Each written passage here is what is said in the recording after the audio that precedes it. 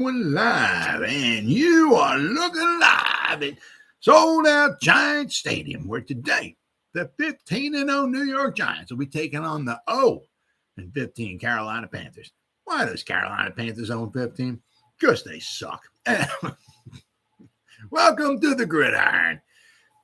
Everybody or anybody out there at all who want to spend a little bit of time with me here this evening, thank you so much from the bottom of my heart. Or anybody going to watch the replay of this, thank you so much from the bottom of my heart. You guys freaking rock. I'm going to be here for about 30 minutes. Got anything to say? Any questions, concerns, anything at all? Let me know. Let me know how bald my head is. Anything at all? Just throw it in the chat box here. I check up every now and then. So anybody's got anything to say, I'll go over it.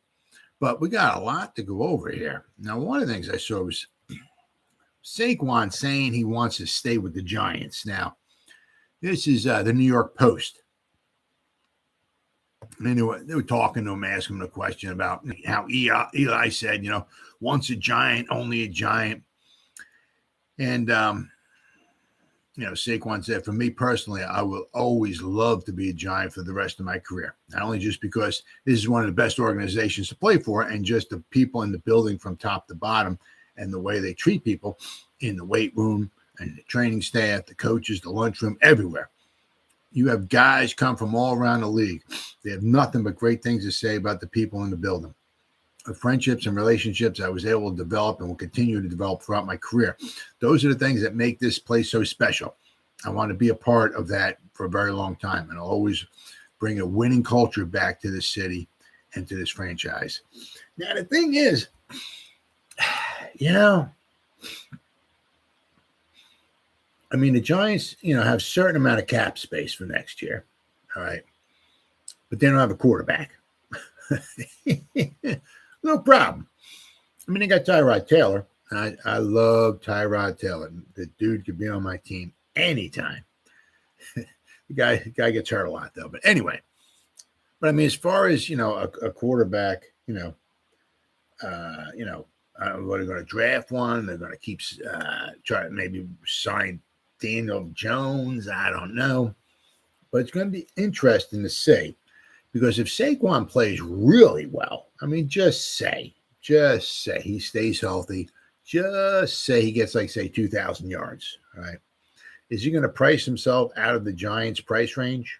If he's going to want, say, 12, 13, 14 million, maybe 15 million a season, which is possible, you don't know.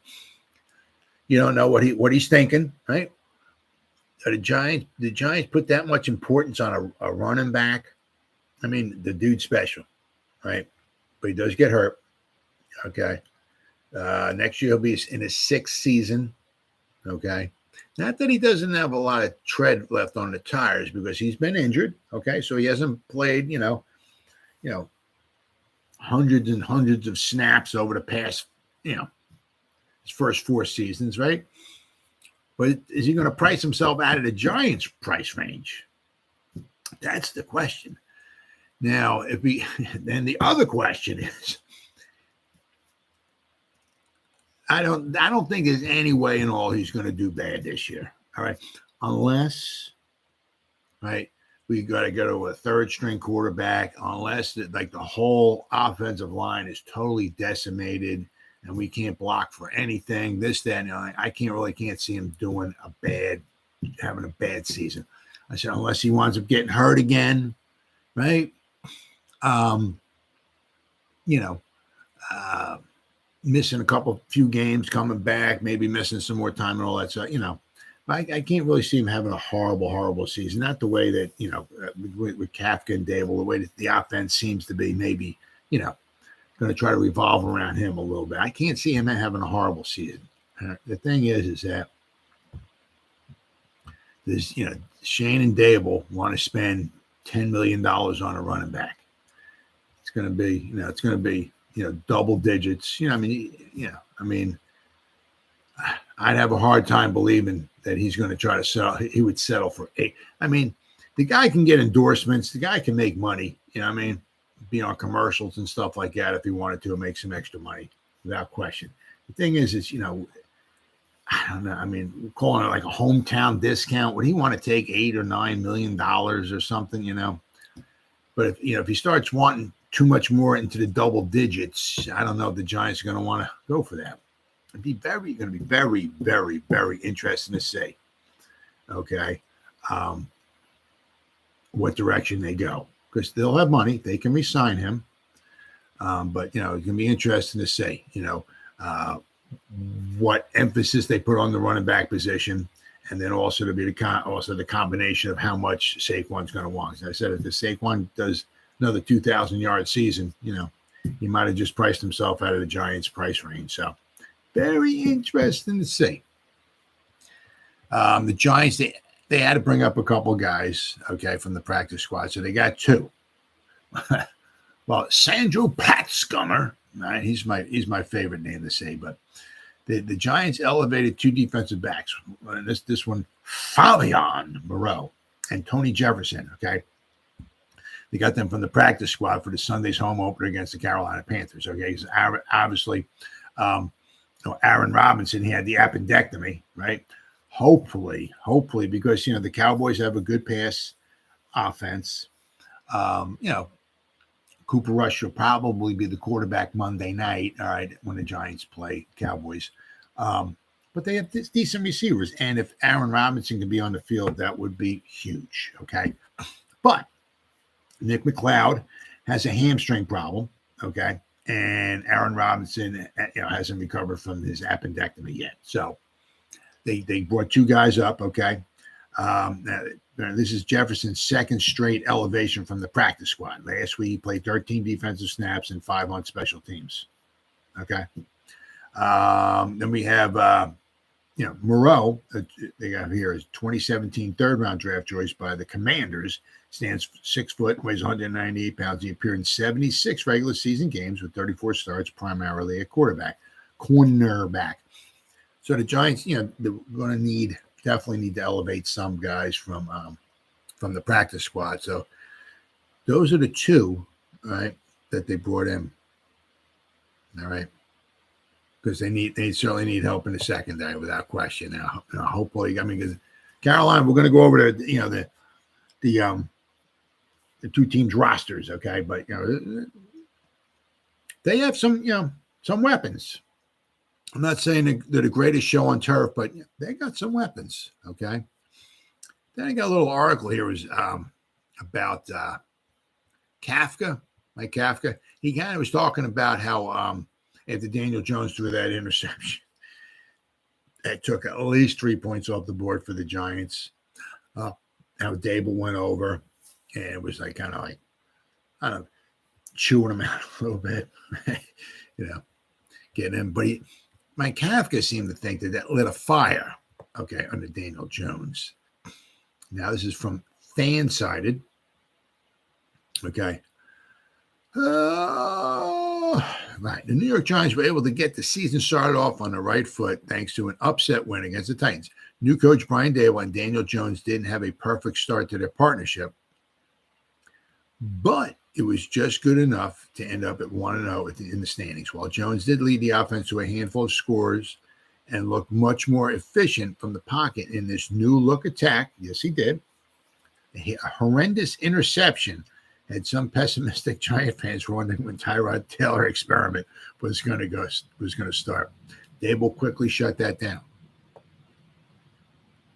Dable was caught on camera giving Jones a vicious verbal lashing after the interception.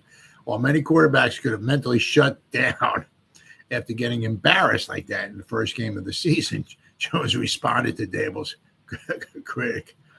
critique with improved play. Offensive coordinator Mike Kafka claims that Dable lit a fire under Jones after the interception. Considering that Jones was able to lead the Giants to a victory thanks to that game-winning drive, which he's had chances in the past, right? There's been times in the past, where he's had the ball and it's like, get us down there, a field goal or touchdown, whatever the score might have been, and we win, or we can tie the game, send it in overtime, whatever. Pretty much the one time he did it was against Tampa Bay, right? His first game. got in there, led us to the touchdown. Remember the whole offensive line parted, wide open. Daniel Jones took it in the end zone, raising the ball in the air as he's running into the end zone. Of course, Tampa Bay marched right back down the field and missed a field goal.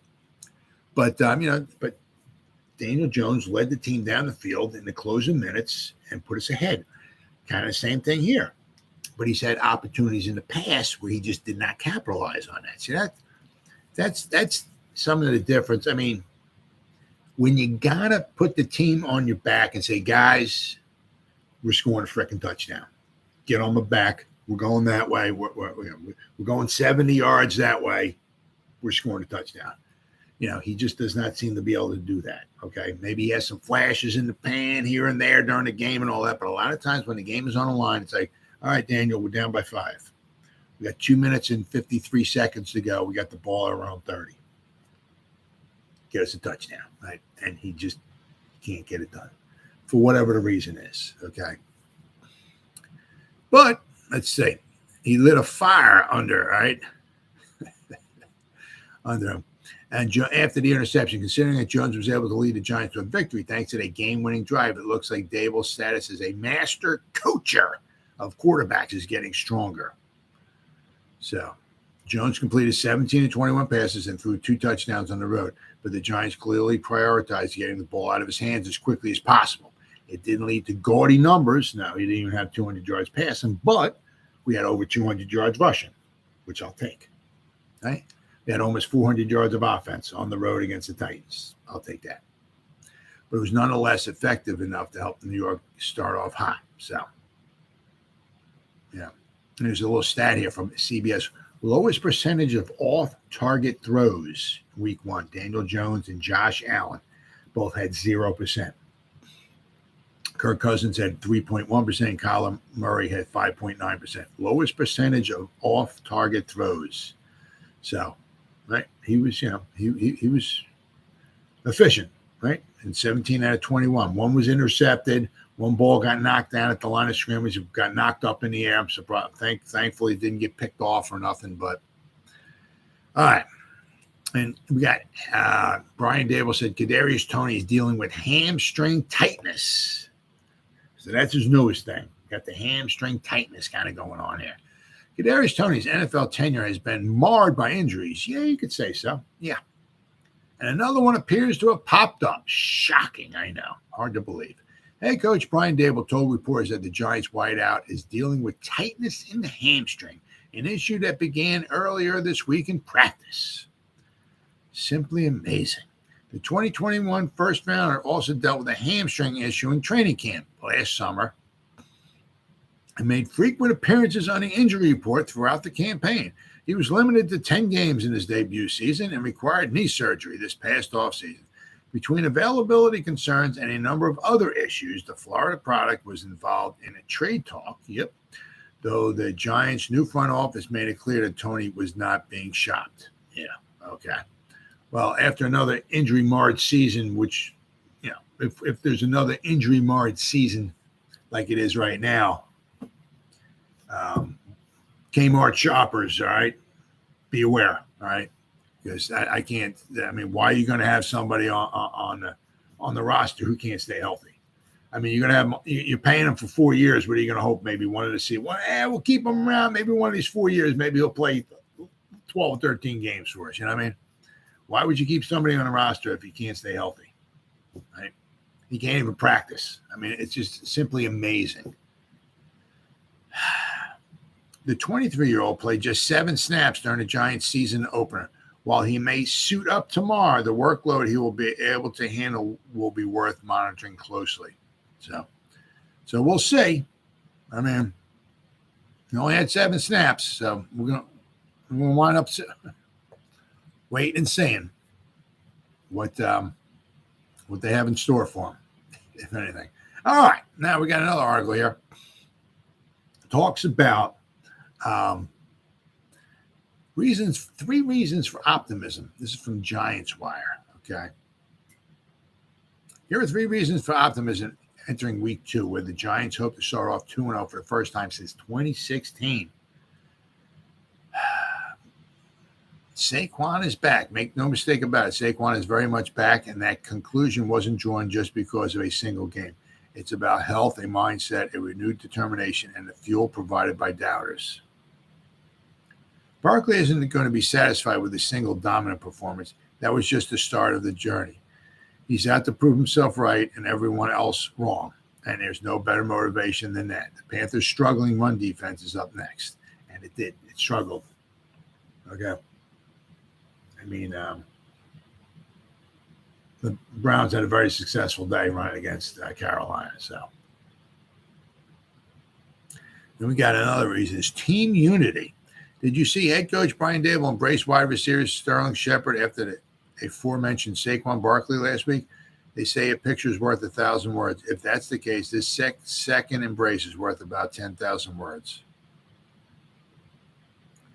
That's the look of love, respect, and the desire to win for each other. It's precisely what you see out of winning teams and successful coaches / players. It's something the Giants haven't seen in a long time, and you had better believe they want to replicate in week 2. And then the third reason is the 12th man, and it should be the 12th man tomorrow without question. Head coach Brian Daboll, defensive coordinator Wink Martindale, quarterback Daniel Jones, defensive lineman Jihad Ward, and others are calling for Giant fans to be a factor this Sunday. After its thrilling comeback win in week 1, MetLife Stadium is bound to respond to those calls for enthusiasm. There's finally a reason to be loud, and few crowds are more electric than those in East Rutherford when there's a reason to be optimistic. No more down in front. The Giants crowd is going to be on its feet, factoring into the outcome of the game. They got good luck, Baker. Well, last time Baker came here, he was with the Browns, and they kicked the crap out of the Giants. So, right. So hopefully things change this time. But also with Saquon, let's also try to keep in mind too, okay, that especially if he's going to have a monster game, I mean, hey, I'm all for it. Don't get me wrong, but don't expect, the first time they go around and hand the ball off to Saquon, he's going to go 80 yards for a touchdown. I'm all for it. All right. But what we saw, especially with the run game, okay, he didn't take off, get huge gaudy numbers in the reception, the passing game. Okay. But when did the numbers come? They came in the second half. Okay. So, and I hope we don't lay a freaking egg like we did last week against the Titans. I think it took us almost 20 minutes to get a first down. I mean, my God. I really thought I was slapping myself. I'm like, I was looking. Is this 2021 again? I mean, where's the offense? I mean, wow. But in the first half, really looked kind of bad. Right? I mean, really, look, I was like, we're down 13-0. We finally got a first down. We're down 13-0. It's like, oh my God. Maybe we'll score a touchdown. Maybe we'll lose like 26-7. Maybe we can at least, maybe we won't get shut out. All right, we're going to lose. We stink. Okay. Maybe we'll get a top 5 pick again. That's the stuff going through my mind. All right, top 5 pick though. So we're not going to have Daniel Jones, top 5 pick. Maybe one of those quarterbacks we like will be in the top 5, and we're going to be 2-15 this season. This season's a loss, but next year we'll get ourselves a quarterback. That's what's going through my mind. The first 15, 20 minutes, I'm like, what the hell is going on out here? But what happened? Right? Yeah, they kept with the run. Those 1, 2, 3 yarders. That don't get you anywhere. Especially didn't seem to get any first downs in the first half. What did they do? Started wearing the defense out. That's why you got to keep up with it. And, that's why the big numbers came in the second half, right? Now, the thing is also the Giants defense allowed that to happen. Now, Tennessee scored 3 times in the first half, right? Touchdown, 2 field goals, right? 3 times. If those were 3 touchdowns, now the Giants are down 3 scores, all right? Yeah, maybe we can't. Well, we're down 21. Let's see if we can establish the run. Let's get the clock running, see if we can establish the run.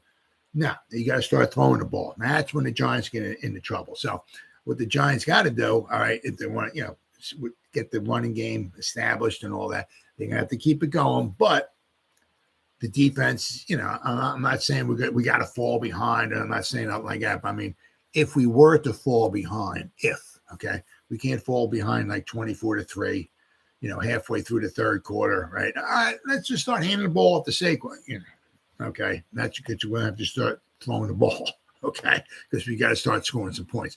The defense allowed us to stay close where we can keep running the ball, all right? So, and I said, hopefully we're not falling behind. Hopefully we get ahead. Hopefully it's like a 25-3 score from what it was last year. That would be freaking unbelievable. Freaking, I would love it. All right.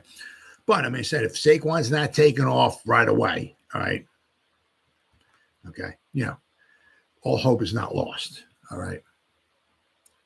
Now, I mean, we look at Carolina, look at they got a lot of guys, okay, a lot of high picks, okay. Now, if you look at their offense, okay, they got Robbie Anderson, who's undrafted, but I mean, it's a good player. They got DJ Moore as a first rounder. All right. Ekwonu, they just drafted him this year in the first round. Okay.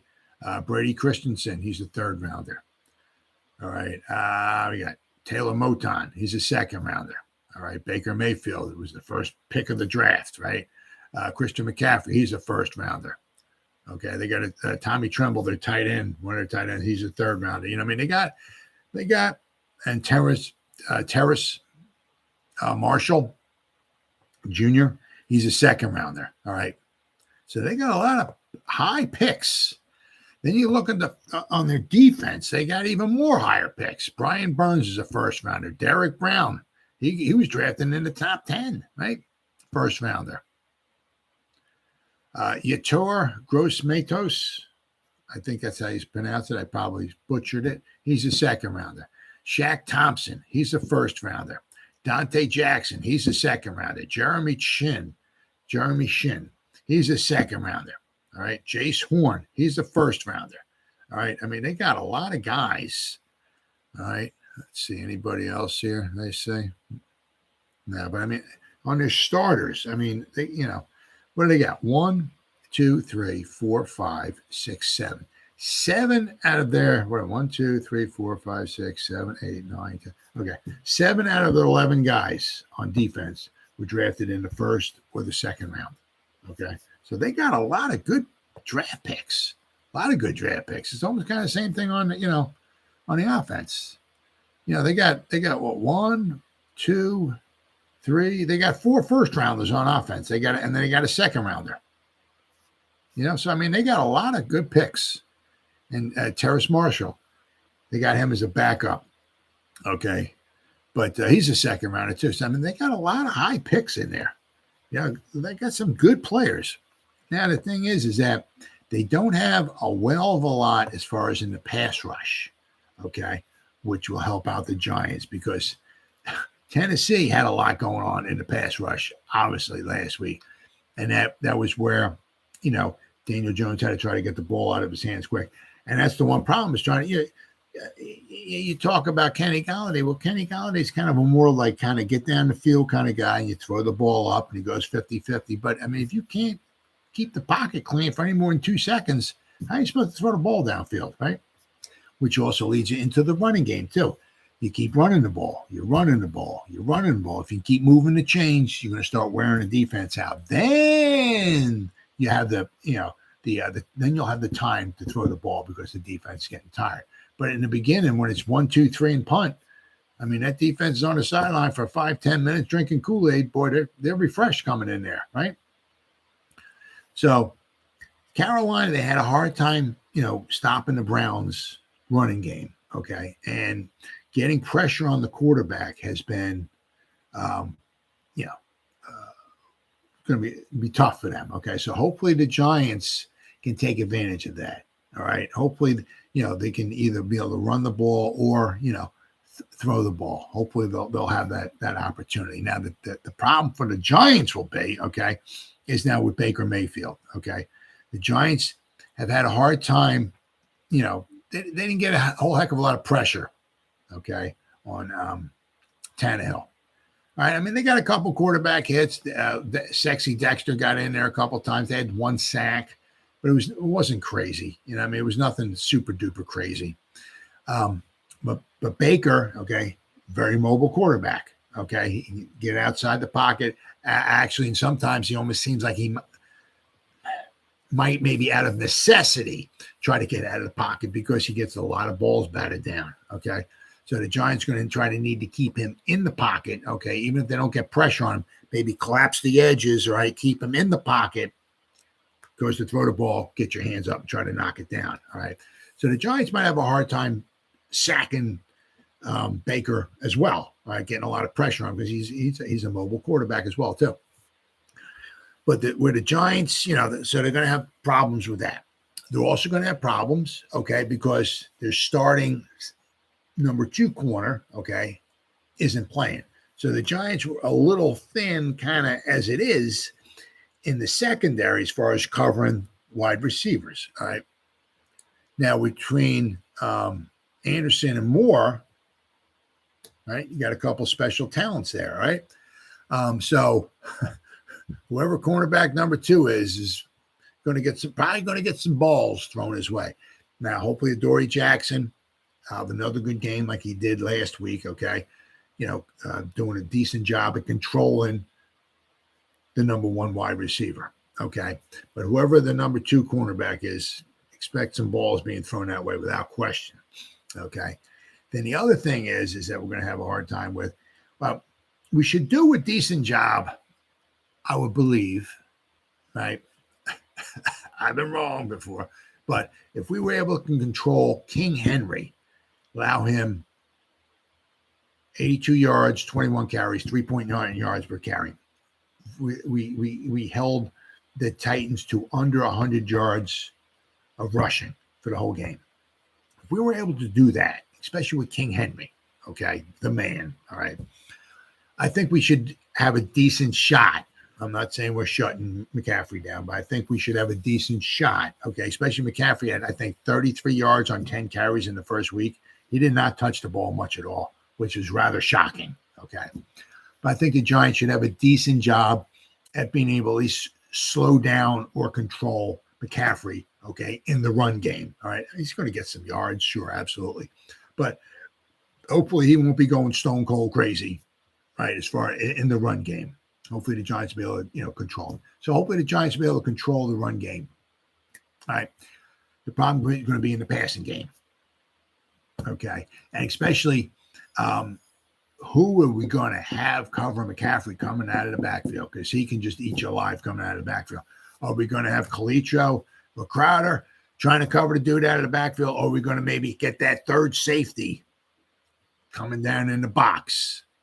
Okay, or maybe close to the box or whatever, maybe Belton covering or, Jefferson, one of the safeties covering McCaffrey because I'll tell you what, if we're going to have Calitro or Crowder covering McCaffrey, mismatch all day long. We're going to have some problems there, okay? And that's the one thing is, get those long drives. I mean, see, we stop them on first, second down, third. It winds up being 3rd and 5 while McCaffrey out of the backfield.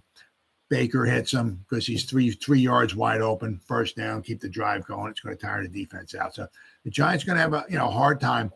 Whoever's going to be covering the second wide receiver and who are we going to have covering McCaffrey out of the backfield. I think we'll do a decent job controlling him in the run game, okay? Because the Giants all preseason, first game of the season, have done a very good job with the run defense. And last week, too, which was huge, absolutely huge, the tackling for the Giants was very good, okay? Even PFF graded them, I think they were, I forgot, but they were top 4, top 5 as far as tackling. Okay. Their tackling grade was very, very good. So that is huge. When you get your arms on a guy, bring them down. Okay. Don't let them break a tackle, get an extra 5, 6, 7, 8 yards, whatever the case is. Right. So when you get a guy corralled, bring them down. Right. But it's going to be very, very interesting to see the Giants, should be able to, that's why you got to play the game. Move the ball, okay? They should be able to run the ball. They should be able to get some passing going. Okay. Hopefully Daniel Jones shouldn't get sacked too many times. Because, I just was not overly impressed by what Carolina was doing against the Browns. Although, but I'm saying, they got a lot of talent on the defense, but we'll have to wait and see. But it's going to be interesting to see how Wink Martindale tries to, especially try to cover McCaffrey out of the backfield. Very, very interesting. I mean, I think it's going to be, once again, one of those things. It's going to be maybe a one-score game either way. I think if any, maybe 10 points. Whoever winds up winning, maybe 10 points at the most, something like that. I don't see the Giants blowing them out of the water. I'll be all for it. You know what I mean? But, I can certainly see Carolina, because they do have some talent on that team, without question. And it's any given Sunday. And if the Giants overlook these guys at all, doesn't matter how crazy people are in the stadium and not like how loud they are, doesn't matter. The Giants overlook Carolina, they'll be 1-1, without question. I don't think that's going to happen. Okay. Now, I said I picked against the Giants last week. Okay. I thought they would lose. I forgot what I had to score, like 24-20 or 27-21, something like that. I thought it would be a one-score game. The Giants were going to lose. But this week I'm going to pick the Giants. Okay. I certainly think Carolina will get some points. All right, without question. I don't think the Giants are going to shut them out or not. So, look for Carolina to get maybe 17, maybe 20, 21 points or so, something like that. But look for the Giants to score at least 24, right? So, maybe the Giants win by one score, right? 7 points, somewhere around there, whatever. Maybe if the Giants do go crazy, maybe they want to win at 27-17 or something like that. But, I think especially with McCaffrey, okay, I think he'll be a difference maker for their offense. So I think he'll be the one to help keep the drives going alive, all right? But I do think that the Giants will also be able to move the ball, especially with this new look offense that we have, all right? And if we can get everybody healthy, if we can get Kadarius Toney on the field for a little bit, Sterling Shepard, and we can get Kenny Golladay a little bit involved and whatnot, we get the ball to Saquon, whether it's in space, throwing him the ball, or keeping that running game going, I think the Giants will do well, and I think the Giants will wind up winning. And I think the Giants will be 2-0. And after this game's over, and then if we 2-0, we go Monday night home against the Dallas Cowboys without Dak Prescott. Possibility going 3-0, but one game at a time. So I'll be back here again after the game's over with, and we'll talk about all the stuff that happened there. As I said, as always, guys, anybody who spent any time at all here, I greatly appreciate it from the bottom of my heart. Thank you so much. Anybody's going to watch the replay of this, once again, you guys absolutely freaking rock. Thank you so much from the bottom of my heart. You guys are absolutely amazing. Once again, you guys stay safe out there, and as always, go Giants! Woo!